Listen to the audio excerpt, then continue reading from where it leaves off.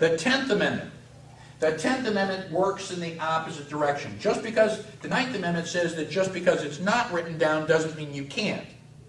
The 10th Amendment says the powers not delegated to the United States by the Constitution, nor prohibited to the United States by the states, are reserved to the states respectively or to the people. Well, that is a really, if I was an English teacher, that sentence, I mean, I would send it after school.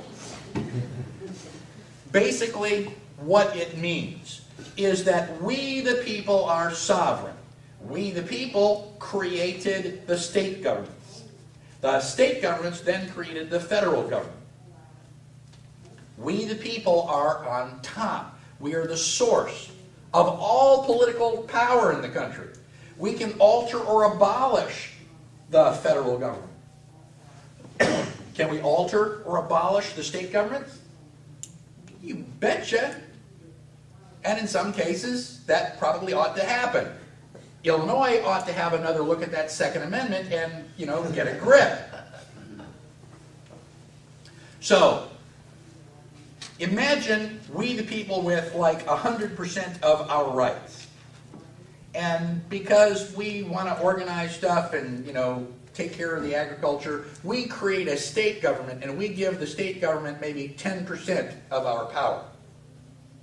And the state governments get together and they take 10% of what they have, which is really 1% of our power, and give that to the federal government.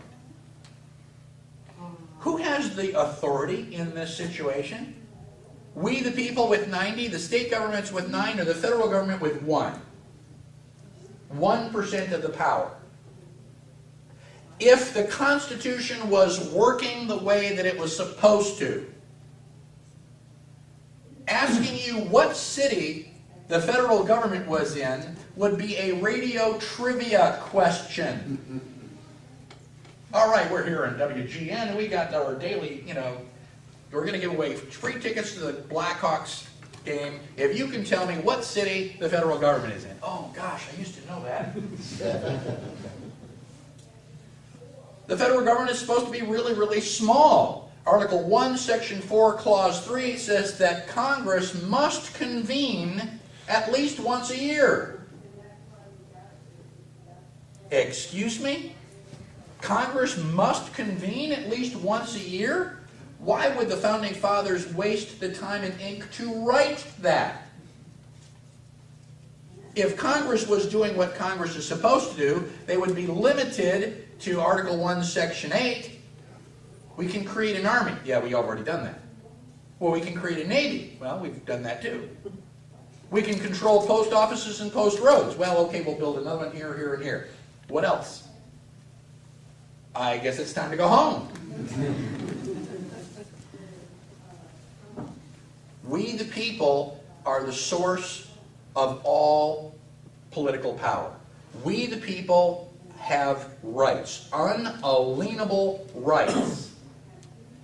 You cannot give them away. Now you can sit and cower in terror because the government had a piece of paper that said, or you can stand up and defend your rights. It's our job. We have the rights. We also have the responsibility. And we, the people, have been shirking our responsibility. We're going to let somebody else do it. In fact, as a presidential candidate, the one phrase that I heard most often, you know what you ought to do, I ought to do. I ought to do this, I ought to do that, I ought to do something else. And I said, you ought to run for president yourself. You can run your campaign any way you want. This is my campaign. But, again, we the people have a great responsibility. Most of what our government does today is unconstitutional. I wish that our parents had stopped it and cleaned it up. I wish that our grandparents had put a halt to FDR and the New Deal. I wish that, you know, people during the Civil War had paid more attention to the Constitution. I wish that I could live my life and pursue happiness by jumping out of perfectly good airplanes on weekends. But I can't. That was then. This is now. And it's now our responsibility to fix it. And I don't want our children and our grandchildren going, why didn't you do something? Why didn't you fight back while you still had a chance?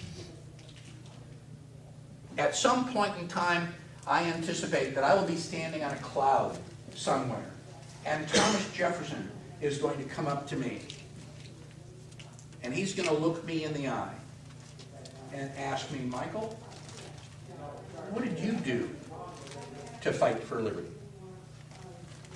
I am not going to stand there and say, well, I was really busy, I had a softball game to go to, and skydiving was just more important. If I ever meet Thomas Jefferson and look him in the eye, I'm going to be able to tell him I did everything I possibly humanly could think of. I ran for president, I ran for Congress, I had a radio program trying to light the fires of liberty. Hell, look at all the bullet holes. Liberty is our responsibility.